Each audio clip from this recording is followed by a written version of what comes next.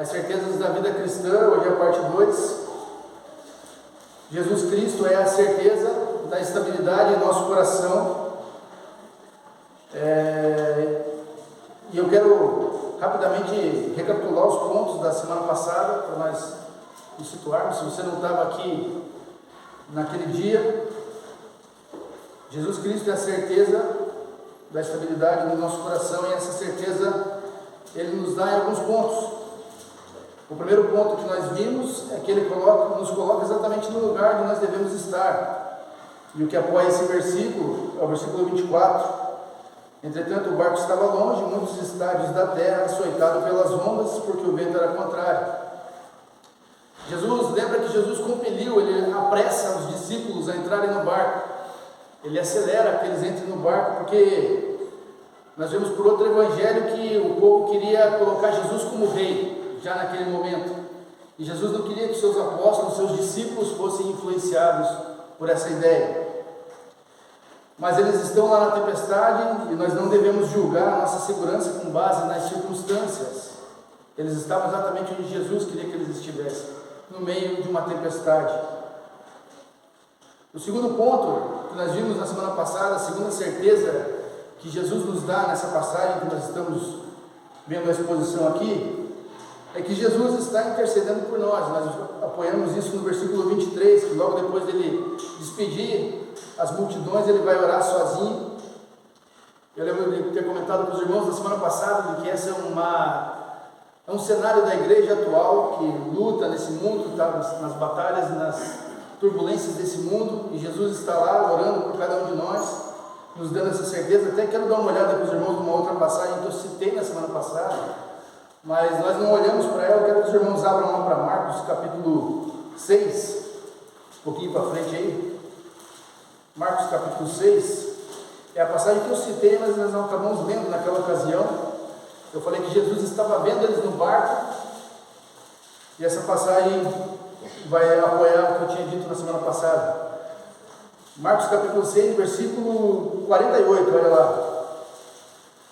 Diz assim: e vendo-os em dificuldade a remar, porque o vento lhes era contrário, por volta da quarta vigília da noite, veio ter com eles andando por sobre o mar, e queria tomar-lhes a dianteira. Lembra que na semana passada eu comentei dessa passagem, que Jesus estava na praia olhando eles irem, e acabei não citando o texto, mas eu acho que dá um pouco mais de cor para o que nós falamos na semana passada. E o terceiro ponto que nós vimos na semana passada, para terminar, foi que Jesus vem até nós, e o que dá apoio para esse versículo, para essa passagem, para esse ponto, é o versículo 25, que diz que na quarta vigília da noite foi ter com eles andando por sobre o mar, aqui no nosso texto, Mateus 14.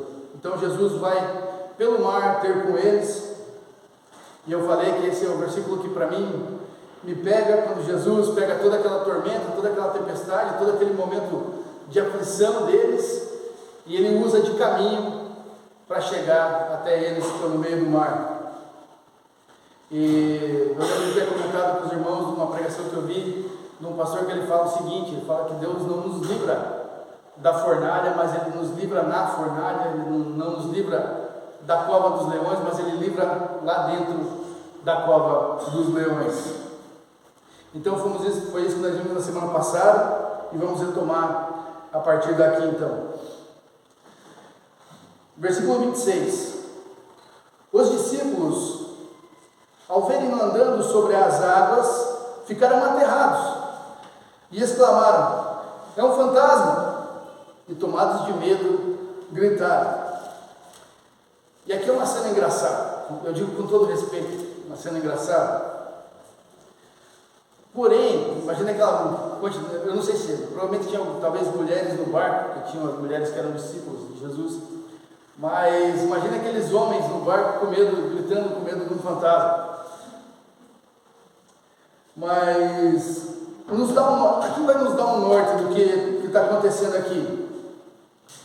Embora eles já tivessem visto tudo que Jesus tinha feito, Jesus já tinha feito muita coisa até aqui, eles ainda, nós vamos saber também pelo Evangelho de Marcos, eles estavam com seus corações endurecidos. Eles ainda não confiavam plenamente em Jesus, eles não sabiam exatamente quem era Jesus. Lembra da pergunta no outro evangelho? Quem é esse que acalma os ventos e o mar? Eles ainda não tinham essa noção exata. E é muito interessante que nós vemos que aqui precisava uma lição ser ensinada para eles. Quem de fato era Jesus? Quando você olha para o questionamento de João, mostra que eles não sabiam. Quem é esse que o mar não obedece? E essa passagem nós vamos ver no final dela que eles absorvem essa lição. Para nós, embora um pouco engraçado, ver aqueles homens barbados, pescadores, no mar gritando com medo de um fantasma, essa passagem também deve nos causar um certo espanto para nós. Muitas vezes nós esquecemos quem é Jesus. Nós também muitas vezes colocamos em dúvida quem é Jesus, do cuidado dele, da confiança que nós podemos ter nele, e podemos correr esse mesmo risco de não confiar em Deus quando necessário. Nós falamos na semana passada que ele usa as tempestades, as tribulações para vir até nós. Então nós precisamos estar com os olhos bem abertos com relação a isso, prestar atenção nisso quando ele está vindo até nós, para que nós não ocorramos no mesmo erro dos discípulos aqui, transformar algo que é bom em algo que é ruim. Eles olharam e acharam que era um fantasma, era o próprio Jesus indo até ele. E é muito fácil quando você acha que está com uma vida espiritual top, você acha que tudo tem dado certo, eu tenho orado, eu tenho ido na igreja, nada dá errado. Quando você está assim, é muito fácil viver uma vida tranquila. Mas quando essa chavinha vira, quando o bicho pega mesmo no nosso dia a dia, no nosso cotidiano, aí que vem a provação, aí que você tem que prestar atenção em como as coisas ficam difíceis. Tem momentos que as coisas ficam muito difíceis. E aí Jesus vai se inclinar para te ajudar e você não vai saber se é ele mesmo ou se é um fantasma também, ou algo ruim que está acontecendo. Mas ele sempre está pronto para nos socorrer espiritualmente, independente do que nós estivermos passando. Versículo 27. Mas Jesus imediatamente lhes disse: tende bom ânimo, sou eu, não temais. E aqui é o nosso quarto ponto da mensagem. Ele nos ensina a crescer, e ele faz isso em meio às dificuldades. Ele entende que uma lição precisava ser dada ali. Jesus vai ensinar algo muito importante para eles a partir de agora. A partir desse ponto vai começar a lição de Jesus. E eu entendo, estudando aqui, que ele vai colocar uma divisão no que está acontecendo. Ele fala ali com calma, com amor: não temais, sou eu. E até aqui, presta atenção agora nessa divisão.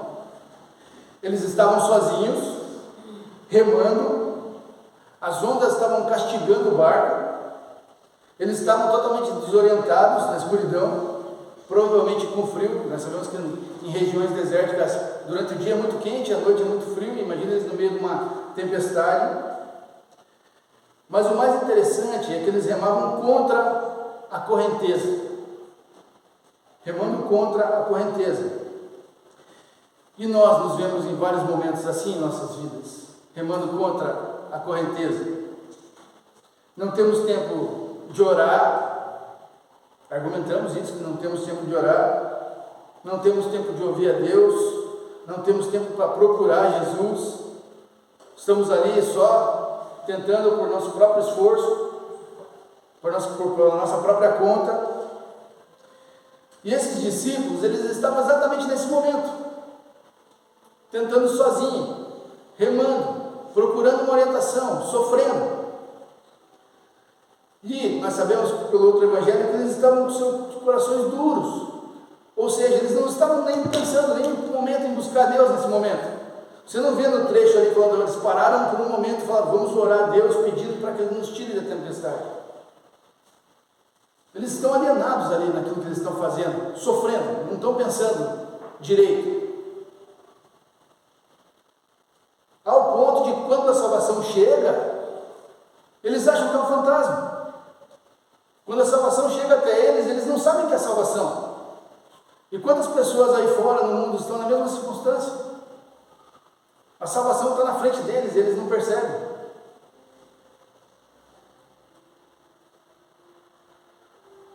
Ah, mas eu encontro tempo no meu dia a dia para ler sobre depressão, eu encontro tempo no meu dia a dia para ler artigos sobre criação de filhos, eu encontro tempo no meu dia a dia para estudar, para ver palestras de coaches, para aprender como viver melhor.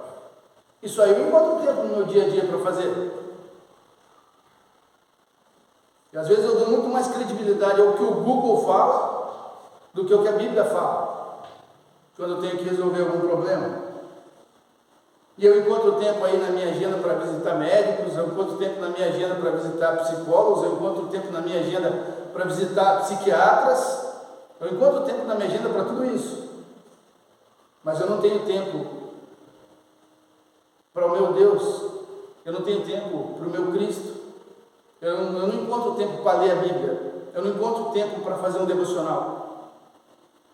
Mas para todas as outras coisas eu acho tempo.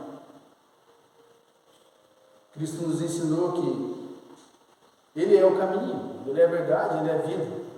Todas essas coisas que você procura não são o caminho, não são a verdade, não são a vida.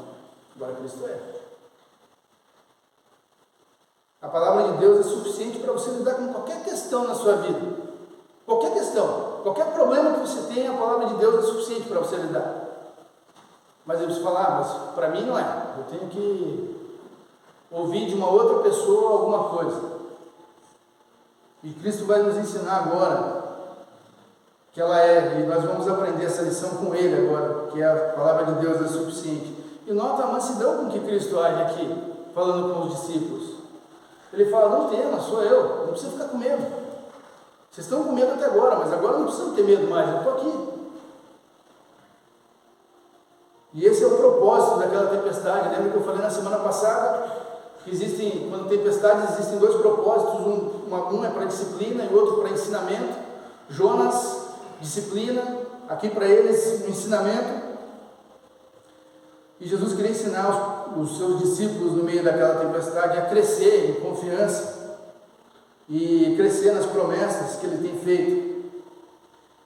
E é justamente nas tempestades que nós podemos aumentar a nossa fé. Nós devemos aumentar a nossa fé. Essa é a grande divisão que Jesus vai ensinar nesses versículos. O que Jesus está falando aqui é: vocês precisam aprender a confiar em mim, mesmo quando eu não estiver fisicamente presente. É isso que Jesus quer que cada um de nós faça. Confie nele. E Ele queria que esses discípulos, esses apóstolos aprendessem a confiar nele, porque em breve eles já não estariam mais juntos. E eles precisavam aprender a confiar. E o personagem que Jesus vai usar nessa passagem, um personagem que eu adoro muito, que é Pedro. O Pedro que é impulsivo, o Pedro que é boca dura, o Pedro que toma a frente nas coisas, tem personalidade forte. Com certeza, acho que era o mais corajoso deles, Pedro. Ele precisou de coragem para fazer o que ele vai fazer aqui. Mas olha o versículo 28. Respondendo-lhe Pedro: se és tu, Senhor, manda-me ir ter contigo por sobre as águas. Pedro de cara já lança um desafio para Jesus: se és tu, Senhor. E aqui vai começar agora a aula de Jesus. Jesus vai começar a dar aula para eles. Eu fico imaginando que quando Pedro fez isso, falou: se és tu, Senhor, deixa que eu vá contigo por sobre as águas. Eu acho que todos os outros discípulos que estavam no barco, com medo, falaram: opa, vamos ficar agora quietos, vamos ver o que vai acontecer agora. Pedro lançou o desafio, nós vamos ficar aqui, vamos assistir o que vai acontecer.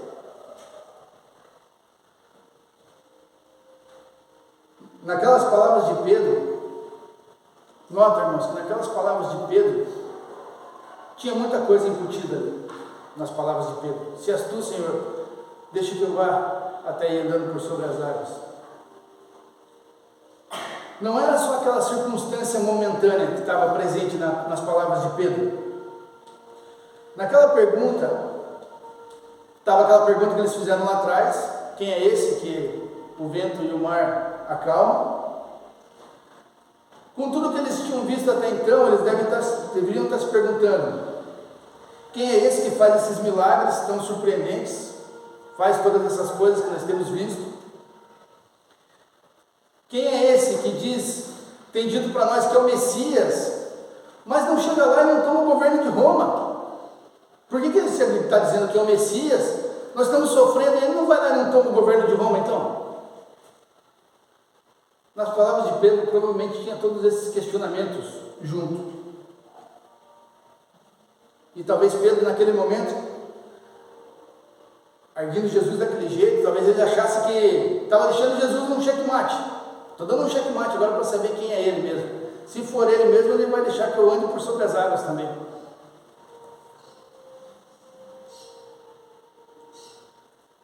E é interessante assim, quando você para observar o que está acontecendo aqui.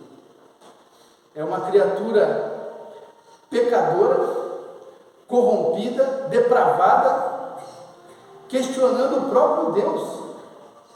Já pararam para pensar nisso? Um Deus santo, se ele podia provar que fazia alguma coisa.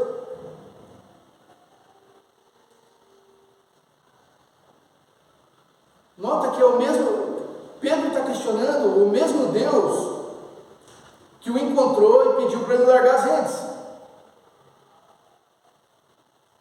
O mesmo Deus que ele tinha visto pregar o Sermão do Monte.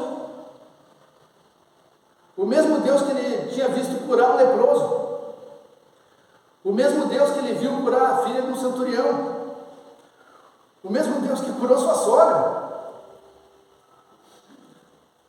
O mesmo Deus que passou horas curando e expulsando demônios. Que acalmou a tempestade na outra passagem. Que curou os endemoniados gadarenos. Todas essas coisas já tinham acontecido.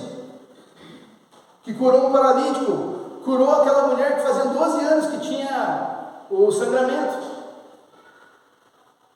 Ressuscitou a filha de Jairo. Curou os 2 cegos de Jericó. Curou aquele menino mudo e endemoniado. Lembra daquele menino que tinha o espírito que o deixava mudo? O homem da mão ressequida. E o mesmo Deus que foi questionado pelos fariseus para mostrar provas. E Pedro estava agindo como um fariseu aqui, fazendo o mesmo questionamento. Me mostra uma prova, então, que você é o Senhor. Porque agora Pedro, depois que tinha visto todas essas coisas, faz essa pergunta. Como que Pedro pode fazer essa pergunta para Jesus? Se és tu, Senhor. Mas todos nós somos, de certa forma, não agradecidos pelo que Deus fez por nós.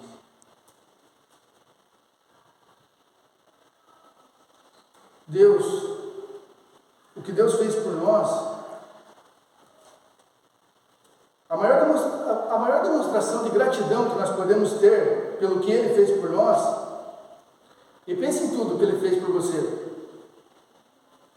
Pense o charco de perdição que Ele te tirou, o caminho de perdição de onde Ele te tirou. Pense no milagre da salvação providencial de Deus para a sua vida, quando entregou o próprio Filho para ser crucificado. E aí você pode pensar em tudo que Cristo passou por você. A maior demonstração de gratidão por tudo que Deus fez por nós é a confiança nele. É a nossa maior demonstração de gratidão. É confiarmos plenamente nele, em tudo que ele fez por nós. Que ele tem todo o poder, que ele tem toda a sabedoria necessária para nos tirar e nos livrar de todas as tempestades que nós estivemos passando.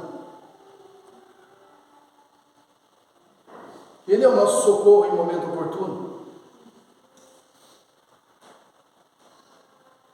Mas nem isso nós conseguimos dar a Ele, a confiança. Na primeira oportunidade que nós estamos passando por uma dificuldade, primeira oportunidade nós vamos para a internet, tentar entender o que está acontecendo, ver o que a internet pode me dizer para me ajudar. Primeira dificuldade que nós temos, nós vamos procurar médicos, psicólogos, psiquiatras. Veja, eu não tenho nada contra esses serviços, acho que todo tipo de ajuda tem seu lugar, mas eles jamais podem tomar a frente da palavra de Deus. Jamais. Vou naquelas igrejas de parede preta, que o pessoal fala aquilo que eu quero ouvir, que você vai prosperar, que Deus vai mudar a tua circunstância, vai mudar a tua situação.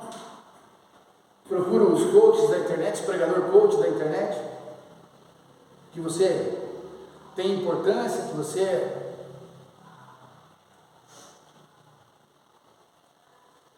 E nota uma coisa interessante, Jesus não vai direto até o barco.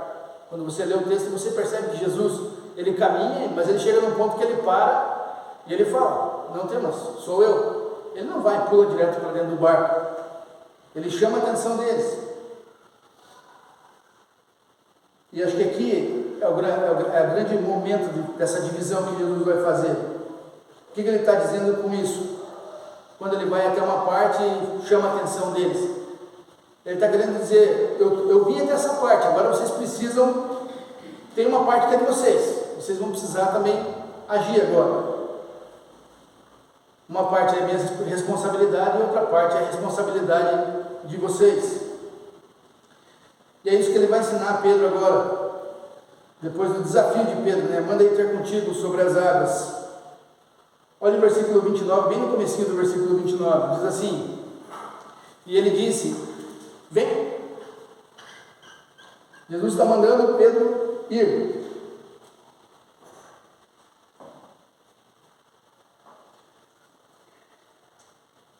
Eu vim até esse ponto, agora você precisa vir também.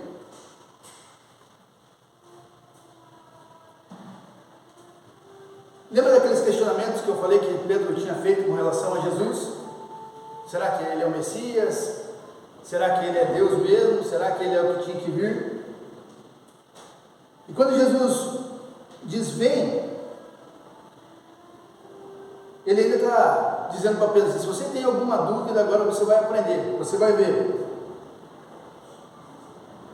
E aí vem o restante do versículo 29, e aqui é uma parte impressionante. Versículo 29, e ele disse: vem. E Pedro, descendo do barco, andou por sobre as águas e foi ter com Jesus. Às vezes você já leu esse trecho, mas talvez não tenha pensado no que aconteceu aqui. Como assim? Andou sobre as águas? Como que anda sobre as águas? Como que você desce de um barco e põe o pé na água e é firme?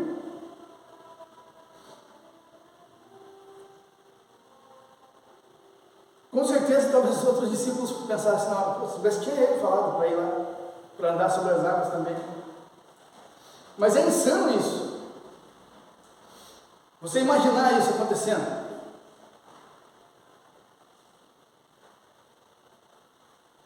Mas Pedro, que foi corajoso de questionar Jesus, o temperamental, o questionador, e ele vai demonstrar agora a maior lição que nós podemos aprender. Lembra, ele saiu do barco e está andando sobre as águas. Versículo 30. Reparando, porém, na força do vento, teve medo, e começando a submergir, gritou: salva-me, Senhor! Pedro, por um momento, andando sobre o mar, tirou os olhos de Deus. E a maior lição que nós temos nesse trecho aqui é: nunca tire os olhos do Mestre, nunca tire os olhos de Deus. Por um momento, quando Pedro tirou os olhos de Jesus e ele observa o vento, ele foi tomado pelo medo. pelas densas nuvens do medo, das trevas, da escuridão, tomaram o coração de Pedro. E isso nos mostra a fragilidade do ser humano, o quanto o ser humano é frágil. O texto nos mostra que ele não afundou rapidamente, não foi direto para baixo da água. Ele começou a afundar gradativamente, aos poucos,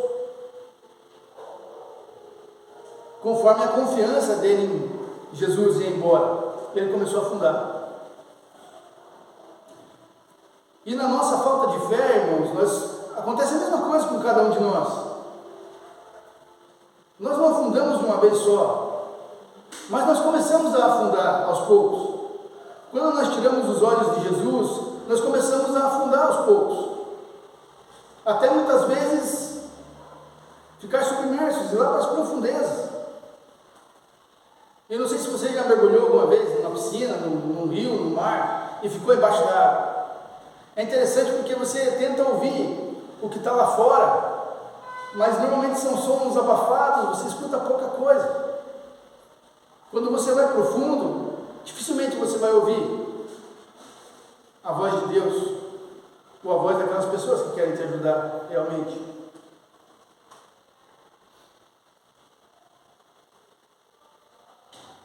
Mas nós ouvimos as vozes do mundo, as vozes da internet, as vozes das pessoas que muitas vezes não querem nos ajudar, só querem que você se enfie num monte de remédio e viva a tua vida sobre remédios. É isso que vai te salvar, é isso que vai te ajudar. Mas como eu falei, não temos tempo para a palavra de Deus. Mas Jesus vai ensinar agora ele vai nos dar a última certeza desses versículos, a certeza de que Ele estará conosco até o fim, e esse é o nosso último ponto, Ele estará conosco até o fim. Quando Pedro gritou, salva-me, salva-me Senhor, era exatamente o que Jesus queria ouvir, salva-me Senhor. Pedro não gritou, me ajude, eu estou morrendo afogado, me joga uma boia, me joga um colete salva-vida, preciso de ajuda. Não, ele disse, salva-me Senhor. E percebam, irmãos, que Pedro conhecia aquele mar com a palma da mão dele, ele pescava naquele mar, ele era um homem do mar, um pescador. Com certeza Pedro sabia nadar, ele não tinha como morrer afogado ali, ele podia voltar para o barco nadando e os discípulos ajudariam ele a subir. Mas percebam que aqui, naquele momento, quando Pedro começa a afundar gradativamente, ele não olha para o mar e nem para as ondas. O que ele desvia a atenção dele é o vento, porque o mar e as ondas ele conhecia, mas o vento desviou a atenção de Pedro. E por que o vento desviou a atenção de Pedro? E aqui, irmãos, é interessante que Mateus, o evangelista Mateus, ele vai pintar um quadro para todos os judeus. O evangelho de Mateus, ele é escrito para os judeus. Ele pinta esse quadro para mostrar que eles tinham o Messias ali com eles, só que estavam rejeitando, estavam afundando, estavam indo para as profundezas. Eles tinham a possibilidade do reino, mas Jesus ia ter que adiar o reino para eles. Mas para nós, de certa forma, é a mesma coisa. Às vezes nós estamos afundando gradativamente e olhamos ao redor, ficamos com mais medo das coisas do mundo e achamos que o mundo vai nos machucar, vai acabar conosco, e não confiamos em Deus. E aí você pode colocar políticas sociais, políticas públicas, segurança. Às vezes temos medo dessas coisas e não confiamos em Deus. Queremos, ao invés do Senhor Jesus Cristo, nós queremos as boias, os coletes salva-vidas, os apoios que não estão nele. Para mim, esse versículo de Pedro pedindo socorro para Jesus, ele é uma chave hermenêutica dessa passagem, para você entender essa passagem. Pedro vai das circunstâncias que ele estava, das dúvidas, à certeza. Pedro vai das circunstâncias à segurança. Pedro vai literalmente da tempestade, dos problemas que eles estavam enfrentando, de tentar fazer as coisas por conta própria, para literalmente entregar a sua vida nas mãos de Jesus. É isso que Pedro está fazendo aqui. Por isso que eu falo que é a chave hermenêutica desses versículos. Versículo 31. E prontamente, Jesus, estendendo a mão, tomou e lhe disse: homem de pequena fé, por que duvidaste? Aqui também Jesus estava respondendo todos esses questionamentos que os apóstolos estavam fazendo, que os discípulos estavam fazendo. Tinha muita coisa incutida aqui nesse argumento de Jesus também. Ele está falando: olha todas as coisas que eu fiz, tudo que vocês viram e vocês ainda têm dúvidas. E o texto termina falando que eles adoraram a Jesus. Jesus e Pedro caminham novamente até o barco, sobem no barco, e eles admitem que Jesus é verdadeiramente o Filho de Deus. Hebreus 12 diz que Jesus é o autor e consumador da nossa fé. Jesus demonstrou para eles que eles precisavam aprender a enfrentar as tempestades, ter confiança no meio das tempestades. E Ele quer que cada um de nós aprendamos também a ter confiança em meio às tempestades, a confiar nele em meio às tempestades, nos momentos difíceis. Os discípulos, até esse ponto, não sabiam o que ia acontecer com Jesus.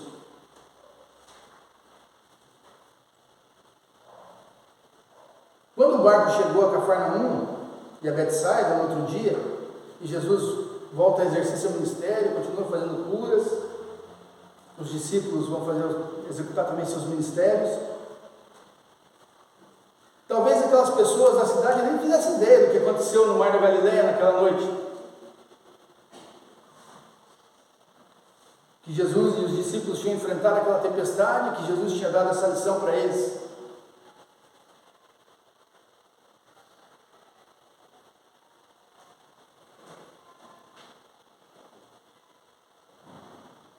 Mas o fato é que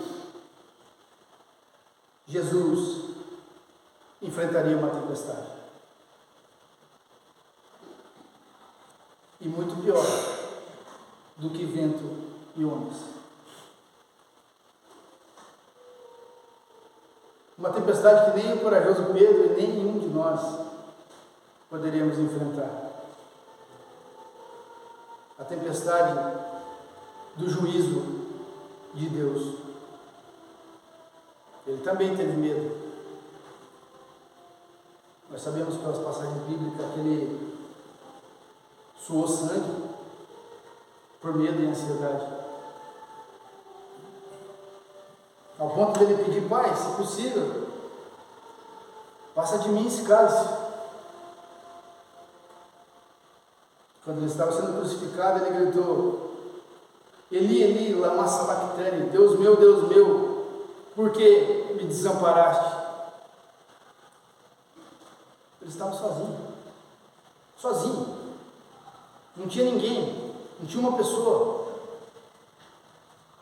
ao lado dele, enquanto ele estava passando pela tempestade.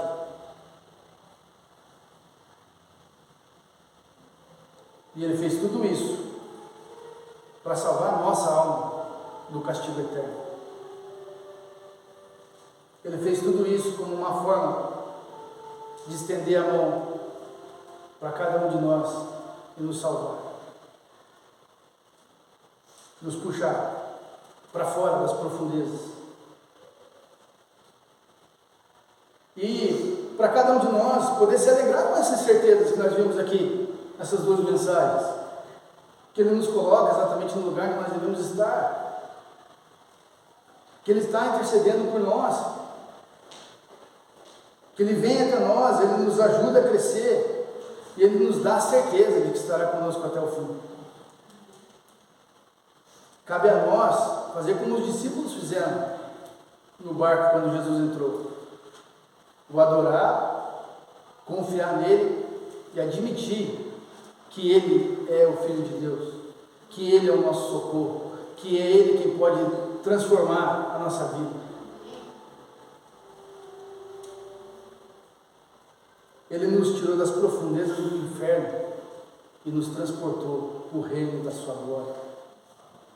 E essa é uma das maiores certezas que nós podemos ter como cristãos. Amém?